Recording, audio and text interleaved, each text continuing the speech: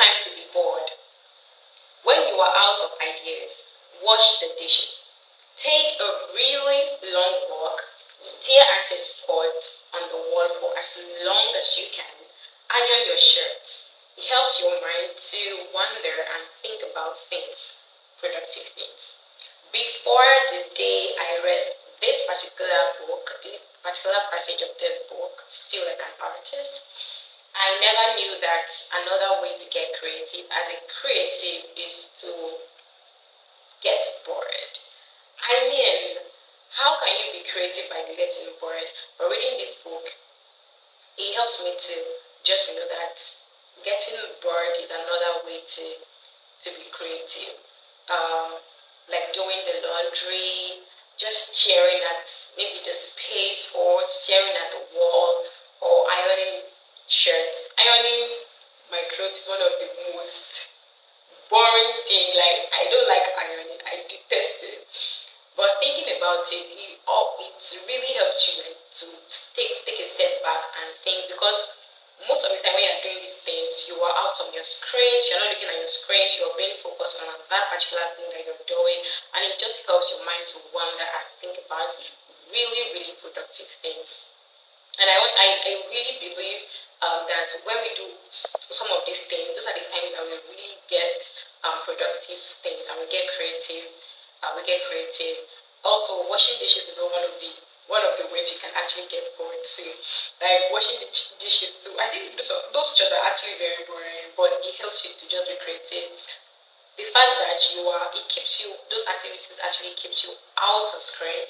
It just helps you to focus your mind on what you're doing and then allow your mind to wander and think about very creative things. So that's one of the pages of chapters in the book that actually stood out for me. I'm going to do two more and that will be it for this video.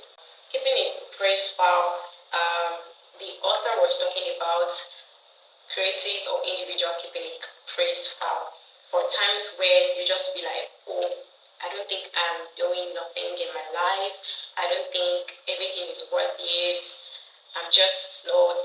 I'm just not the kind of person I want to be, or I'm not doing enough. I mean, when we get to that point where we feel bad about ourselves or what we do, and we just be like, "Oh, I need to do better. I'm not doing well."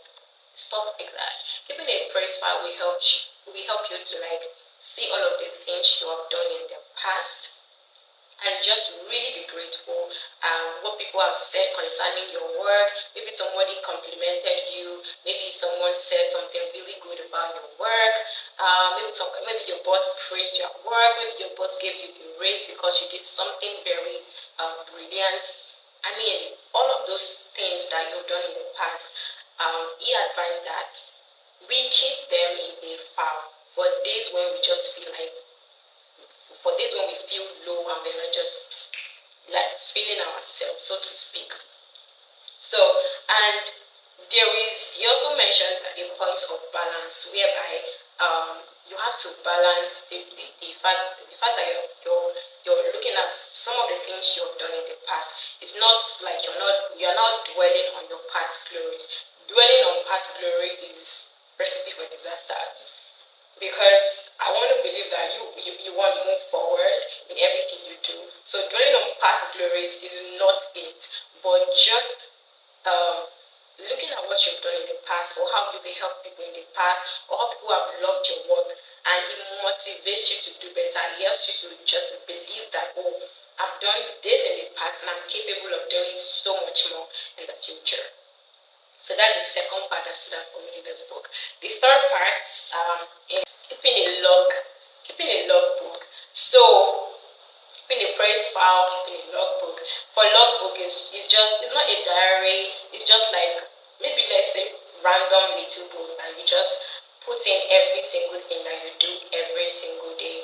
Like you just maybe when you woke up in the morning, you did your devotion, then you took your bath, took your walk, you got to working on your system, you did a project, you talked to a friend, like every single detail of detail of whatever you've done that day, just putting it down. Like it's not like a detailed thing like diary, like oh this, just like punchy things that you did. Woke up, took a walk, called a friend, stuff like that. Excuse me. So keeping a logbook really helps us as creatives. There are so many. In fact, this book as a whole is this book as a whole is a bunch of goodness. I want to advise that if you're a creative, you should get this book. I think it comes in three. This is the first. This is the first part of the book, and I think every single person should read it. If you enjoyed this video till this point, don't forget to like my videos, share, and say something nice in the comment section. Um, Thank you for watching. I hope that you learned something from this particular video. Don't forget, get a copy of this book and be creative, stay creative all of the time. Catch you later. Bye.